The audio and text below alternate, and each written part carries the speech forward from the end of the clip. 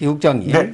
이 국민의힘은 네. 민주당이 이렇게 지금 아주 악재를 만나서 죽을 쓰고 있는데 네. 자기들끼리 지금 또 싸움판이 붙어가지고 이게 누구 좋으라고 그러는지 모르겠어요.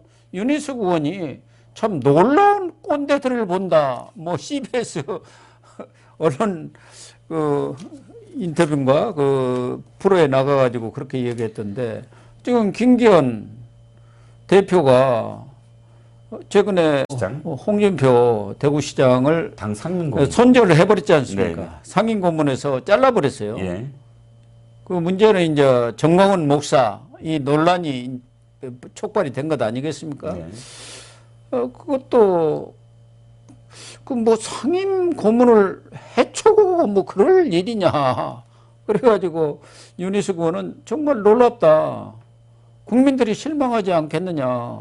정말 꼰대 이미지가 더욱 강화된 것 같아. 뭐 이런 얘기를 하네요. 최근에 이제 홍준표 대표도 이 CBS 전화 인터뷰를 하다가 자기한테 마음에 안 든다 해갖고 또 전화를 뚝 끊어버리고 네. 완전 꼰대들 아닙니까? 그렇죠. 저는 사실 양비론을 잘 안 하려고 합니다. 왜냐하면 양비론이라는 건 좀 비겁해 보이거든요. 예. 근데 이번엔 좀 양비론으로 갈 수밖에 없을 것 같아요. 예. 첫 번째, 홍준표 시장. 사실 너무 심합니다. 뭐가 심하냐? 최소한 전당대회가 끝나고 당대표가 이제 좀 당을 어느 정도 안정화시킬 때까지는 기다려줘야 돼요. 네, 그런데 몇 개월 지났습니까? 물론 김기현 당대표가 불안불안한 건 맞아요. 그건 네. 당원들도 느껴요. 하지만 시간을 좀 줘야 돼요. 그런데 김기현 당대표 시작한 지 얼마 되지도 않아서 홍준표 시장이 뭐라 그랬습니까?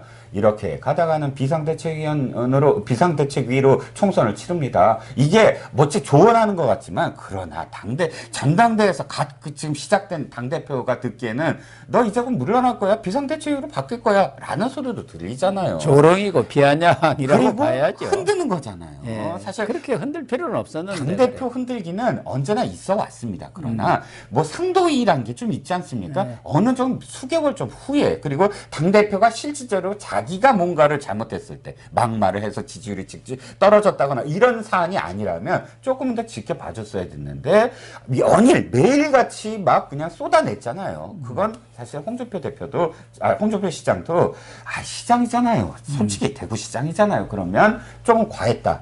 그런데 그렇다고 해서 김기현 대표가 대표잖아요. 당대표는 진짜 전체를 통합해야 되잖아요. 뭐 이런 사람 저런 사람 이런 정파 저런 정파 이런 정치인 저런 정치인 내 당 외 전부 다 어쨌든 백가쟁명으로 떠들어대는 걸 자기가 딱 중심을 잡고 있어야 되잖아요. 그런데 자기한테 지금 싫은 소리 하는 게 딱 드러난 시점에서 당 상임고문 해촉해버린다.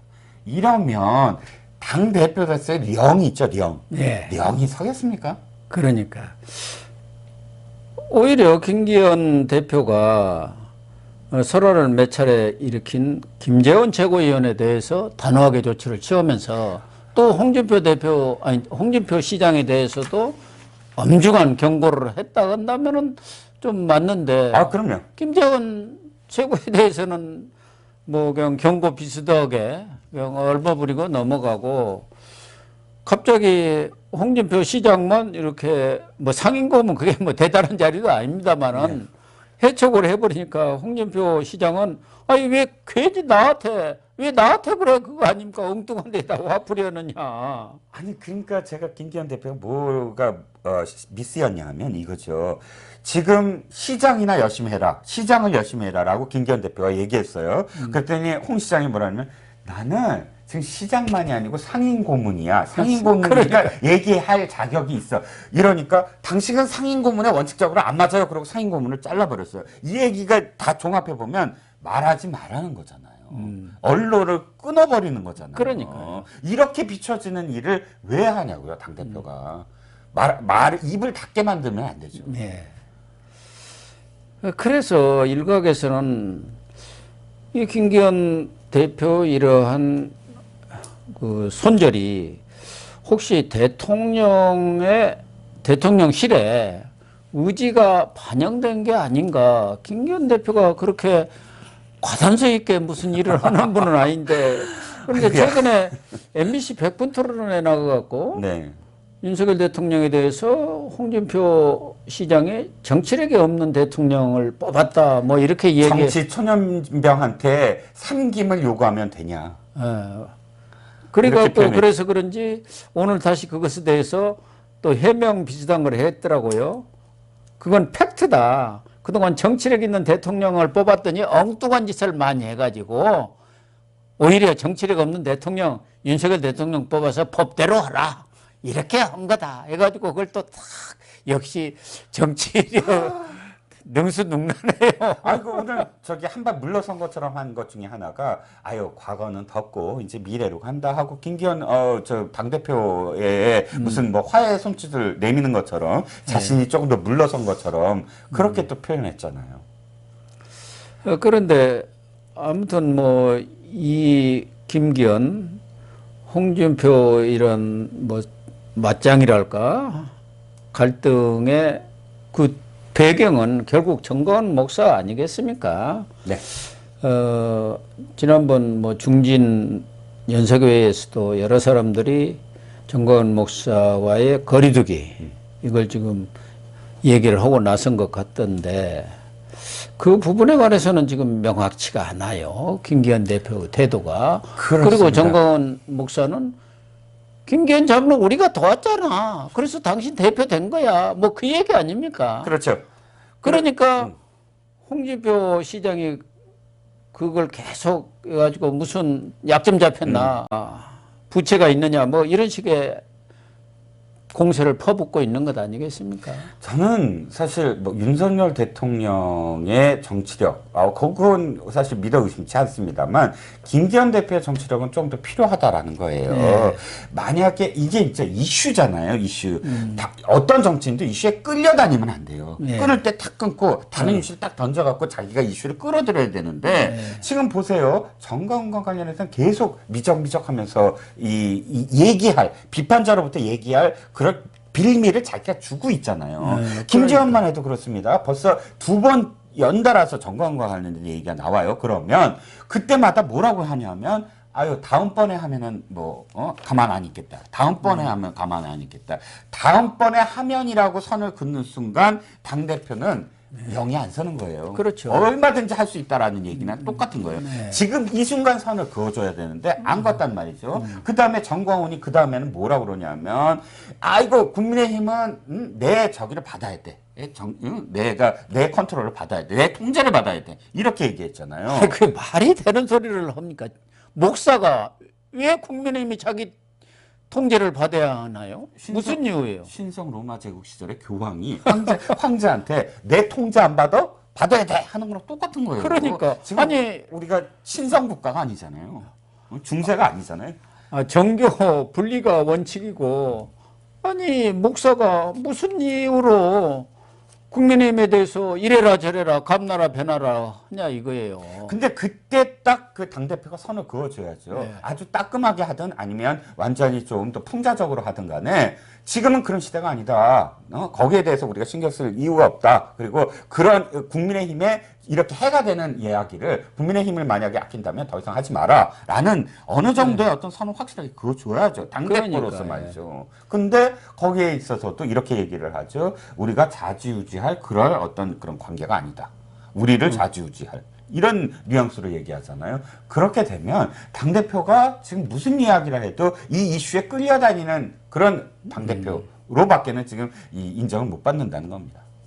그래서 홍준표 시장도 지방 광역자치단체장으로서 그 업무에 우선 중점을 둬야 하는데 너무 중앙정치에 대고 감나라 배나라 하고 있어요. 물론 본인은 2027년을 내다보면서 윤석열 대통령 호위무사 역할을 하고 계속 중앙정치에 이렇게 개입을 해가지고 미디어를 타서 자기를 잊지 않도록 국민들한테 이렇게 각인시킨다는 생각을 하고 있는지 모르지만 그건 좀 과한 것 같고 아무튼 뭐 김기현 대표 이러한 행태에 대해서 엉뚱한 데다 화풀이 한다 뭐 이렇게 얘기를 하면서 그 되지도 않을 사람을 밀어가지고 당대표를 만들었더니 내 뒤통수나 치고 있다. 자기는 앞통수를 친다.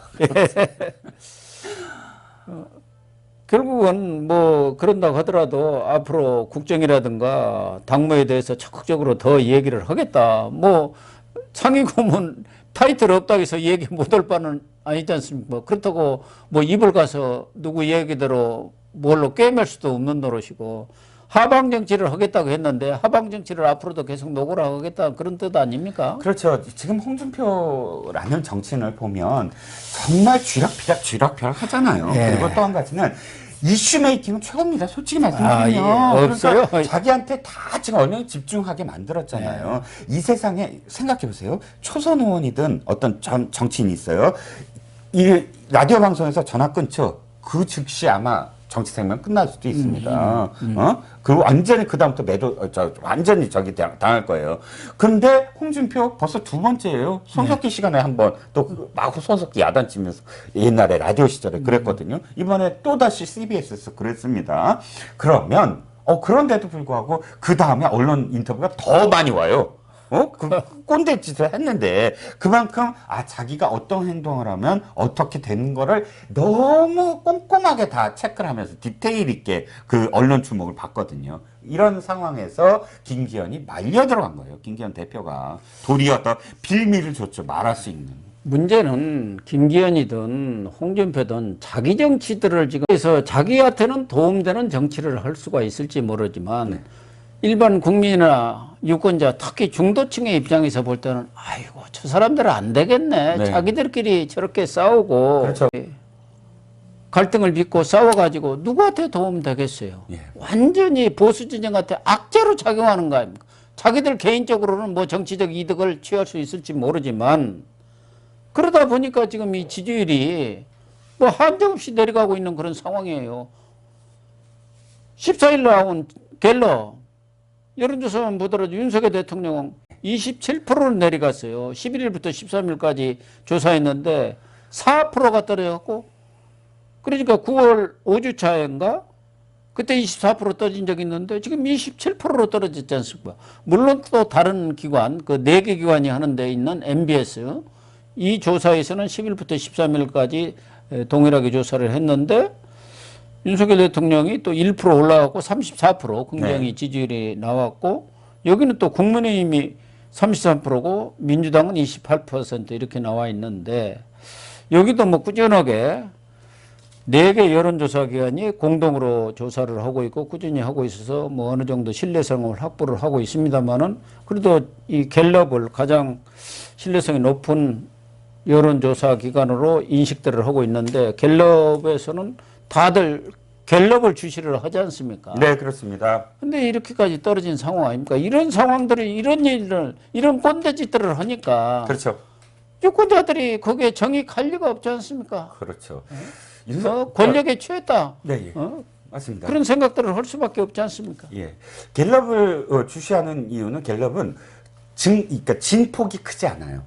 그러니까 막 뭐 리얼미터는 이게 한번 출렁 올라갔다 출렁 내려갔다 진폭이 크거든요. 근데 갤럽은 어떤 일이 있어도 어떤 사건이 터졌어도 그것이 반영되는데 좀 걸려요. 어떤 의미에서는 굉장히 더디게 내려가고 더디게 올라가는데 그럼으로써 사실은 또 보수적인 어떤 시각, 이 이념의 보수가 아니라 보수적으로 이 여론의 흐름을 바라보는 데는 상당히 도움이 돼요. 그런데 보면 가장 최악이 이거예요. 두 가지 점. 하나는 30%를 하향 돌파했다. 그 다음에 두 번째는 추세선이 지금 하락 추세다. 지난번에부터 시작을 해서 갤럽의 3주 연속 보면 3주 연속 선이 이렇게 기울어져 있어요. 지금 그렇습니다. 이건 굉장히 적신호다라는 거. 그리고 당이 역시 마찬가지로 완전히 추락하고 있어요. 3월 둘째 주 정도부터는 데드 크로스가, 그러니까 골든 크로스가 있었거든요. 그러니까 국민의힘이 민주당을 앞섰던 시절도 있어요. 그런데 지금 그 이후로 또다시 추락을 해서 국민의힘과 민주당의 지지율이 지금 벌어지고 있다. 바라보는 선이 하방과 상방으로 바뀌고 있다. 그래서 지금은 대통령 지지율과 그다음에 그러니까 정당 지지율 둘 다 적신호다. 화급한 상황이다. 라고 바라봐야 되는 겁니다.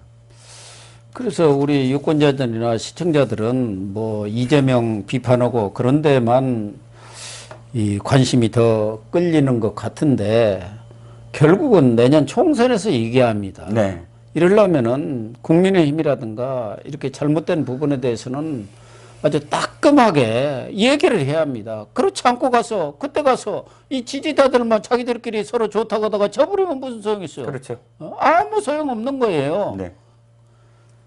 그래서 내년 총선에 이기려면은 국민의힘의 이 엉터리 짓에 대해서는 정말 국민의힘은 집권당으로서 역할을 하겠느냐에 대해서 의구심을 갖고 있지만 그래도 내년 총선은 어차피 국민의힘이 여당이 돼서 치를 것 아니겠습니까? 그렇죠. 그렇다고 한다면은 이런 꼰대짓들을 하는 이 정치 이른바 지도자라는 사람들에 대해서 시청자들이나 유권자들이 아주 따끔하게 이 비판과 질책을 해야 합니다. 맞습니다.